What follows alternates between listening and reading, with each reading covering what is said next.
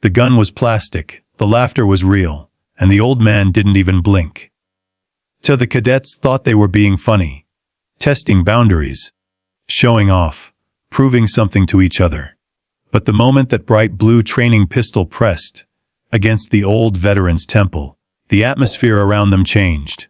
The wind stilled, the laughter thinned, and the man who had once walked through fire for his country slowly raised his eyes, not with fear, but with the calm, chilling certainty of someone who had seen boys like them before on battlefields where the jokes ended fast. No one knew his story. No one knew what the scars beneath his jacket meant.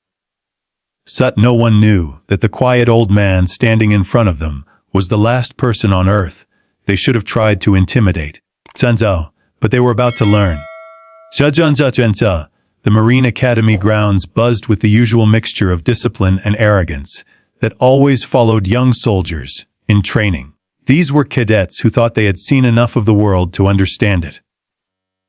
They trained hard, boasted harder, and feared nothing except the disappointment of their instructors. Which is why the day the new grounds maintenance volunteer arrived, no one bothered to pay him any mind. He walked with a slow, steady gait, his back straight despite the weight of years.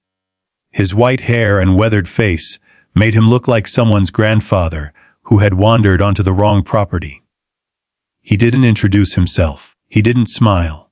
He simply nodded at the sergeant, received his tools, and began sweeping the training yard in silence. To the cadets, he was invisible, until one group decided he shouldn't be. The ringleader, Cadet Jason Harlow, was the Academy Golden Boy, smart, strong, charming, and dangerously proud.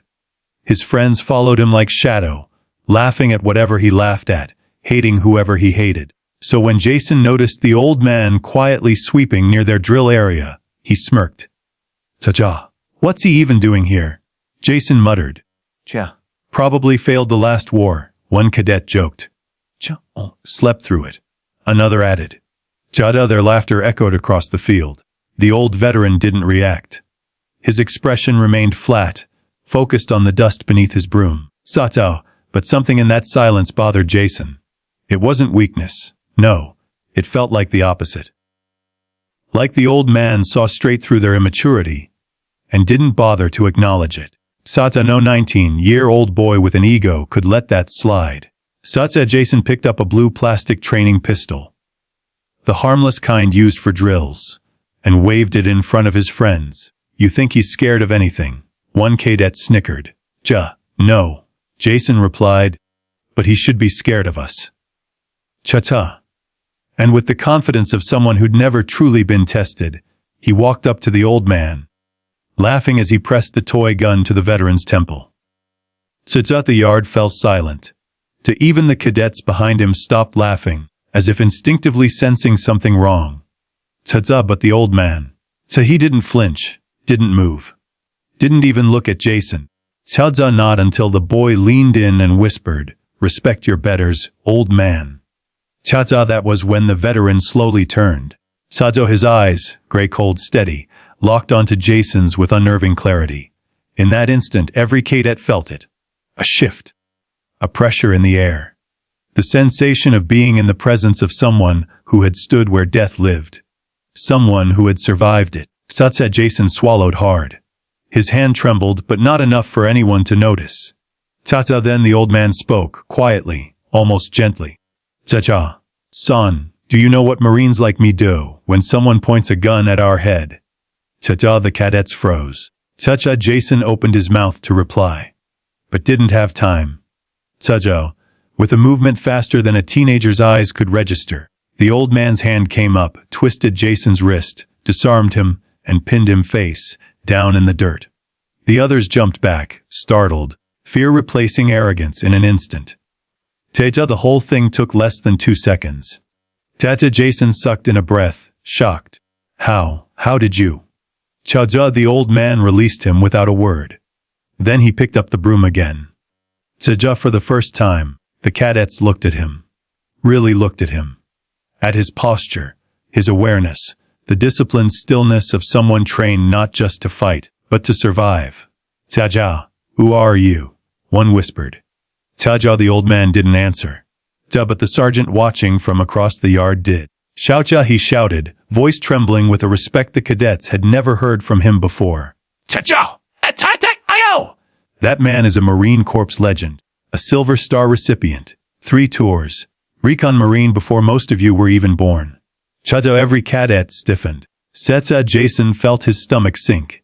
Taja. The old man, the one they mocked, was more soldier than any of them had ever dreamed of being. Tencha and their arrogant stunt had crossed a line none of them understood. Cha-cha yet. Ta-ta the next morning, the cadets were ordered to the field before sunrise. No explanations, no excuses. Just a command to stand in formation and wait. Ta-ta. They stood in the cold dawn air, restless and confused, until the old veteran walked toward them, not with a broom this time, but with a Marine instructor's posture. Slow, controlled, commanding without speaking a word. Tata, no one dared laugh now. Santa, he stopped in front of Jason. Tata, front and center, he said. Tja, Jason obeyed instantly. Tata, the old man studied him with the calm of someone evaluating more than just strength. Why did you point that gun at me? He asked. Sensen, Jason looked down. I didn't think. Tja, that, the veteran interrupted sharply, is the problem. You didn't think. Xiaoza, the words weren't angry. They were disappointed. And disappointment from a man like him cut deeper than rage. Ta-ta, he turned to all the cadets. Ta-chow, you boys think discipline is just something shouted at you. You think respect is something you earn by barking orders or showing off. But respect, his voice softened. Respect is earned by how you carry yourself when the world is watching, and when it isn't. Ta-ta, a long silence followed. Tianza, then he told them his story. Tianza, not the medals, not the missions, not the classified things that broke pieces of his soul, but the part that mattered, the part that shaped him. Sata, he spoke about a moment in his final deployment when a young Marine pointed a weapon at him by accident. The veteran had acted instantly, saving not only himself but the Marine too. The war was unforgiving. Seconds mattered. Carelessness killed. Tata, he paused, looking over the cadets. Ta-chow. You boys think what you did was a joke. But I've seen boys your age die because someone thought guns were toys. I've held their hands while they bled out. I've carried them home in silence because their parents deserve to bury their sons with dignity. Ta, the cadets' faces dropped. Ta, the weight of his truth settled heavily over the field. Ta, he stepped closer to Jason and placed a hand on his shoulder. Not harsh, but firm. Ta, you're not a bad kid. You just forgot what you came here to become. Ta, Jason felt tears burn behind his eyes. Not from fear, but from the shame of realizing how foolish he'd been. Cha, the veteran addressed all of them. Ta, Marine is not defined by strength, or speed, or how loud he can shout. A Marine is defined by his respect, for life, for discipline, for those who came before him, and for those who will come after. Chetza, then he said something that none of them ever forgot. Ta, any boy can pick up a gun. But only a man knows when not to. Chetza, the cadets stood still, silent, humbled, changed. Chachar, after a long pause, Jason stepped forward, voice trembling. Sir, I'm sorry. Chetza, the old veteran nodded. Good, now show me you mean it. Cheta, and that's when the training began. Not the academy's training, but his. Sata, he ran them through drills that pushed their limits. But every command had meaning. To every exercise carried a lesson. Every correction was delivered with the kind of wisdom that comes from surviving what others couldn't. By midday, the cadets were exhausted, but enlightened. They realized something quietly profound. Jota's strength wasn't loud. Respect wasn't forced. Leadership wasn't ego. It was earned, through humility, discipline, and understanding the responsibility of power. When the sun began to set, the old veteran dismissed them with one final message. You boys have the potential to be great Marines someday. But greatness demands respect, especially for those who've walked the path before you. Remember that, and you'll become more than soldiers. You'll become men worthy of the uniform. The cadets saluted him. Not because they had to, but because they finally understood. Jason held his salute the longest. The old man simply nodded and walked away, back to the quiet life he preferred, leaving behind a group of cadets who would never again confuse arrogance for strength.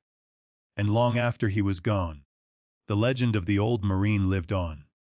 Not because of the day he was threatened, but because of the day he taught young men what true honor looked like.